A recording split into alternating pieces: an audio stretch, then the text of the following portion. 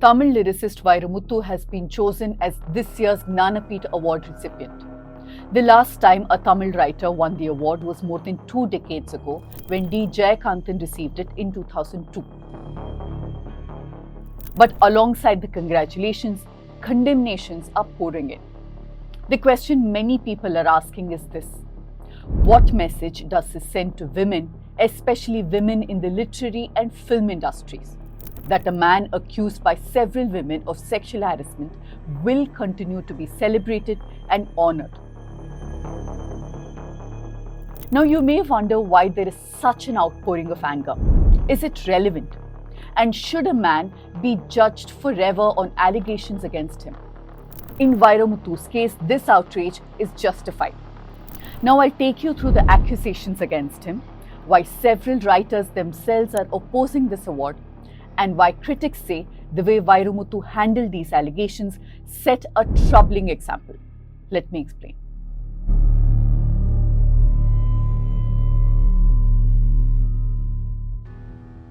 So before we jump into the details, a quick word about the work we do here at the News Minute. Stories like this about power, accountability, and the voices that often get ignored are something that we've covered extensively over the years. From Me Too to institutional responses to allegations, our reporters have documented these stories with care and rigor. But independent journalism like this isn't easy, and it certainly isn't free. So if you value our work, then please do consider supporting the News Minute, because your support helps us continue doing this kind of journalism that holds power to account. So you know the drill. Scan the QR code on your screen and become a subscriber of the News Minute and News Laundry.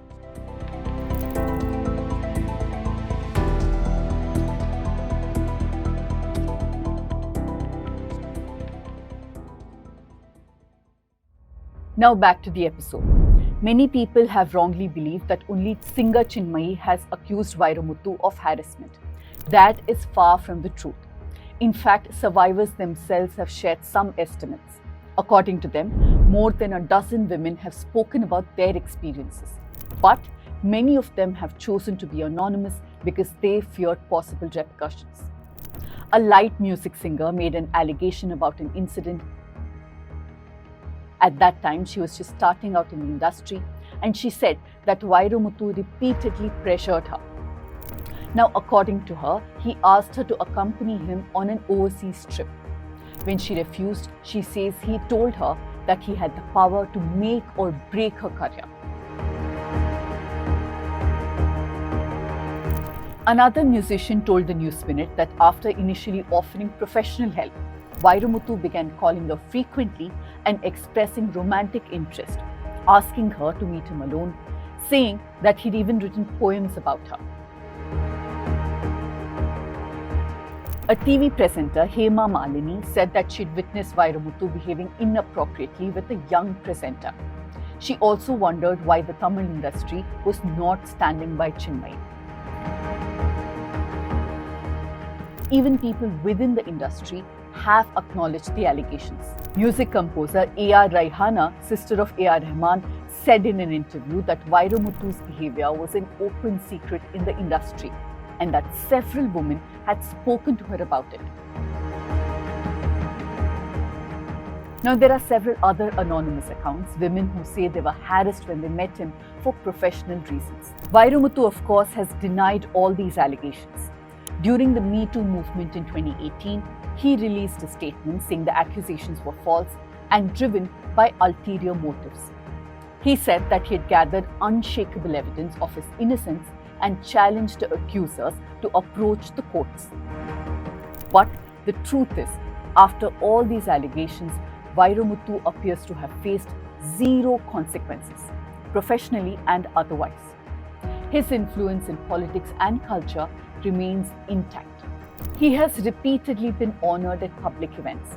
The Tamil Nadu Chief Minister M.K. Stalin has publicly praised him and even visited his house on his birthday. Major film stars like Rajinikanth and Kamal Haasan have congratulated him on the Jnanpith Award. They have all shared stages with him multiple times. And many critics have pointed that this is precisely the problem. When powerful men continue to celebrate someone facing serious allegations, it sends a message, intentionally or not, that these accusations don't matter. And those questions have become even more significant when we consider the stature of the award itself. The Jnanpith Award, established in 1964 by the Bharatiya Jnanpith, is widely regarded as India's most prestigious literary prize. It's not a government award.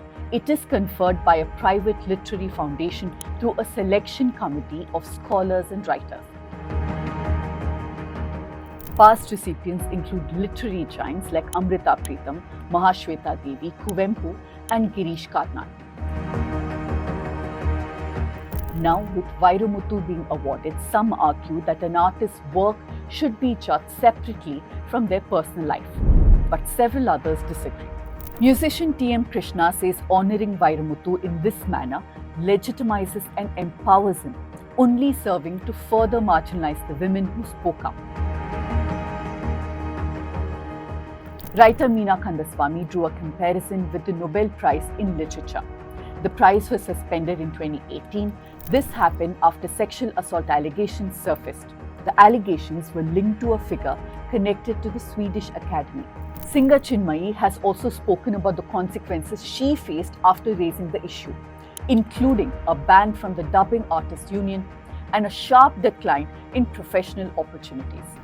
But quite a few literary critics have raised another question. Even if one was to separate the art from the artist, does Vairamuthu's art deserve the award at all? Editorials in Tamil literary magazines and blogs have made this exact argument. They say Vairamuthu is widely known as a film lyricist, but many critics do not consider his work central to modern Tamil literature. Writer Jayamohan even alleged that Vairamuthu had lobbied for Jnanapitha for years through his political networks, though this accusation has not been independently verified. Several writers and intellectuals have also signed a statement opposing this award, arguing that it undermines both the reputation of the prize and the tradition of Tamil literature. The statement also notes that multiple women have accused Vairamuthu of sexual harassment. And this is not the first time such a controversy has erupted. In 2021, when the ONV Literary Award was announced for Vairamuthu by the ONV Cultural Academy, the decision faced strong backlash. Members of the WCC and several prominent writers opposed the move, and the Academy eventually said it would reconsider the award. Now, no one is asking for punishment forever. Restorative justice matters. But when a powerful man faces no consequences, offers no acknowledgement, and no accountability to the women who spoke up, the question is inevitable. Why honor him at all? It's yet to be seen if the Jnanapitha Foundation will listen.